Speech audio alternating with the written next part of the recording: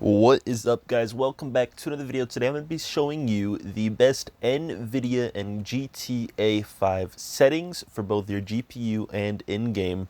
Let's go ahead and get right into it.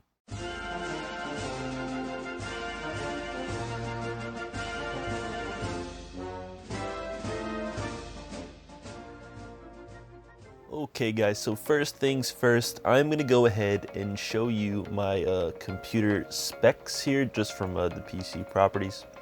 So I have 16 gigs of RAM, AMD Ryzen 5 3550H with Radeon Vega mobile graphics, and I have an NVIDIA 1080 GTX graphics card for laptop here. Alright, so let's go ahead and get right into it with the NVIDIA control panel. Now these options that I have selected in my NVIDIA control panel, that's from a whole bunch of tweaking that I did based off of other resources, other videos, and this is what works the best for me. All right, so I'm just gonna kind of go through them here, and I have image sharpening set to the default for on, right? So that's 0.5 sharpen and 0.17 on the ignore film grain. I do not have GPU scaling on. Ambient occlusion, I have that turned off. Anti-estropic filtering, I have that set to 16 times because I was noticing that the background in GTA was blurry, and this fixed that right away. So 16 times. Anti-aliasing, leave that off. Gamma correction, leave that off. Anti-aliasing mode, go ahead and do application controlled. Now I do have this set as my global settings. You can just set this straight for GTA 5, and I will show you how to do that. Anti-aliasing setting, application controlled, transparency off, CUDA GPUs all, DSR factors off, DSR smoothness, go ahead and turn that off. Low latency mode is ultra, max frame rate, I have that set to 45. This is really just going to be based on your computer. I set 45 because my PC can do 60, but I do get frame drops, and they are a lot less noticeable on 45. So if I have 60 frames, sometimes it drops down to 50, sometimes it drops down to 40. If I have it set max to 45, then it only will drop down to about 43, sometimes 40. It's a lot less noticeable, a lot smoother. Multi-frame rate sampled AA, leave that off. OpenGL, auto select, power management mode. You want that to be adaptive. It's going to help save power. Your GPU is going to use what it needs. Max performance mode actually isn't what you want to go for here. You want to go for adaptive. Shader cache on. So texture filtering, anti-estropic sampling, leave that off. Negative LOD bias, go ahead and put that on clamp. Texture filtering quality, go ahead and put that on quality. You don't really want to choose the high performance or performance. Quality is good enough for the frames and as far as how well your game is going to look. Texture filtering, trilinear optimization on, thread optimization, auto, triple buffering off, vertical sync, use 3D application settings, and virtual reality pre-rendered frames. Okay, so if you want to do it just individually, go ahead into your program settings, click add, and then you can go ahead and browse for it through here. Go ahead and find your GTA v.exe, and that's what you're going to want to edit. So it's actually GTA 5.exe. Okay, so those are my global settings that I use, and now we're going to go ahead and jump into the game. So make sure you apply and open up Grand Theft Auto 5. Okay guys, so I am in GTA 5. Now I normally get a pretty steady 45 when I'm not recording. So those frame drops that you're seeing, that is because of my recording software. I am also running quite a few mods here, including menu, advanced native trainer, and then a whole bunch of scripts that I'm running right now. I don't have any graphical mods on at the moment though. So let's go ahead and jump into the settings.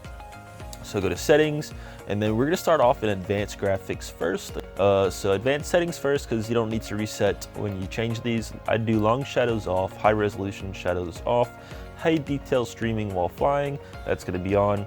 And extended distance scaling, I can put that all the way up. I would suggest putting that all the way up.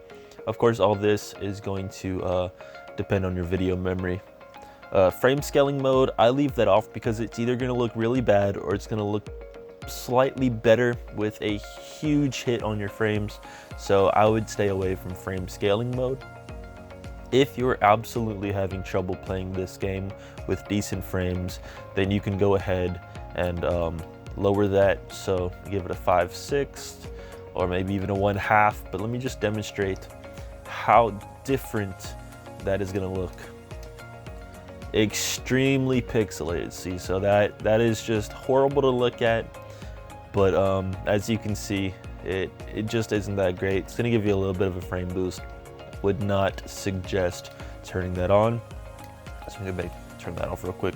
Okay, so make sure that we accept that.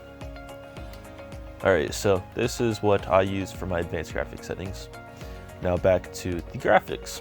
So I use DirectX 10.1. I can use 11. I just choose 10.1. If you're having missing texture issues, I would definitely choose DirectX 11. It's better for that kind of thing.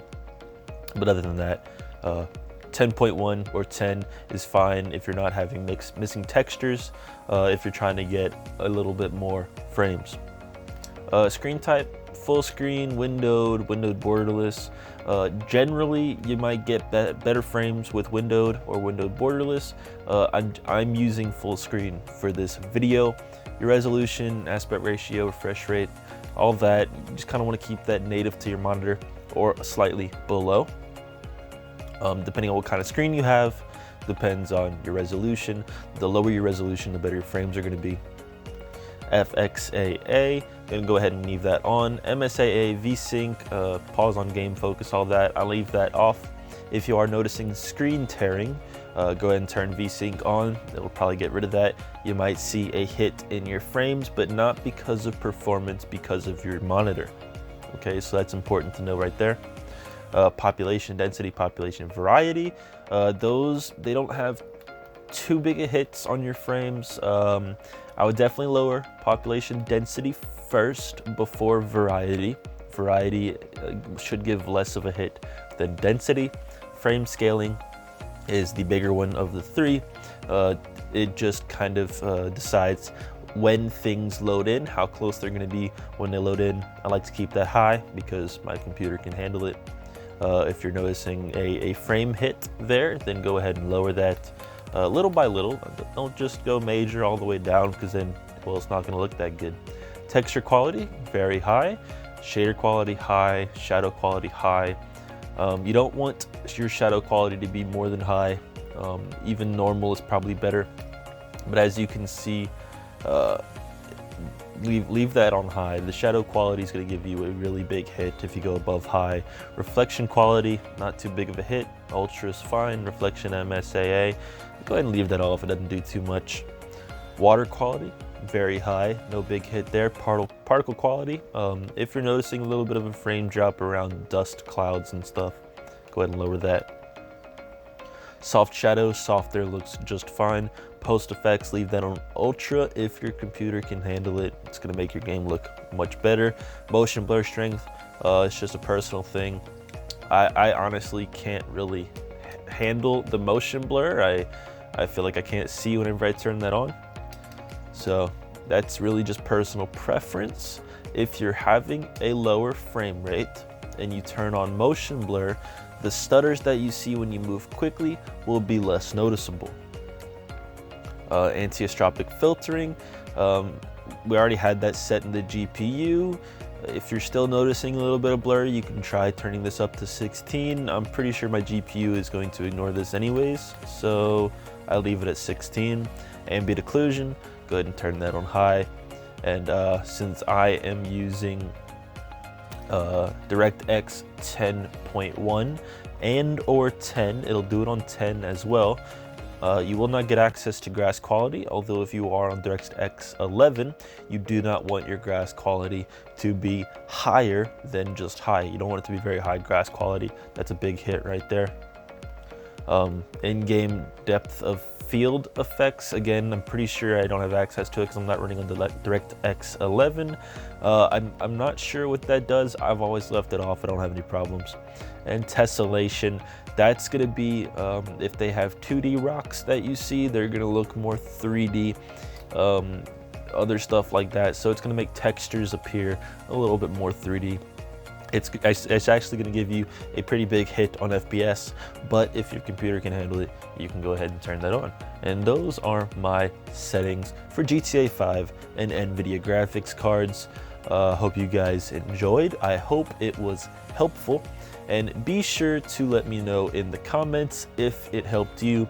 Like I said, guys, normally I get a steady 45 frames with these settings. I can't personally tell all that much between the 45 and the 60.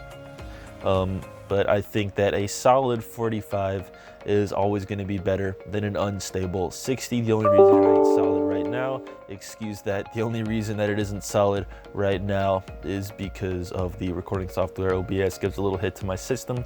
Not so bad since I got an extra 8 gigs of RAM, but that's my settings. I hope you guys enjoyed, and I'll see you in the next one.